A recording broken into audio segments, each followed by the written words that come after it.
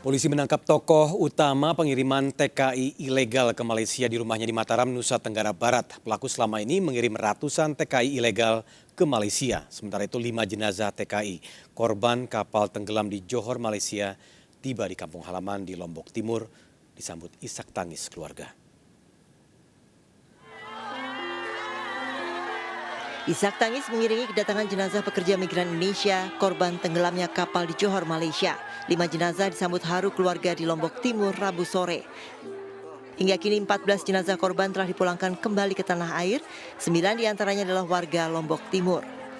Kita lihat dari ini, ya jelas ini ilegal, itu tidak prosedural. Karena untuk Malaysia itu belum buka, jadi Malaysia belum buka. Sementara penyidikan kasus tenggelamnya kapal pengangkut 64 orang pekerja migran Indonesia di perairan Johor, Malaysia terus dilakukan. Mulyadi alias Ong yang merupakan tokoh utama pengiriman pekerja migran Indonesia ilegal ini ditangkap Subdit Jatan Raspolda Kepri di rumahnya di Mataram, Nusa Tenggara Barat. Dari keterangannya diketahui jika ia menerima order pengiriman PMI secara ilegal dari tersangka Mulyadi. Untuk 1 orang pekerja, Acing mendapat upah dari tersangka Mulyadi sebesar Rp1,5 juta. Bisnis perdagangan manusia ini sudah lama dilakukan Mulyadi. Ratusan pekerja migran Indonesia ilegal sudah dikirim pelaku ke Malaysia.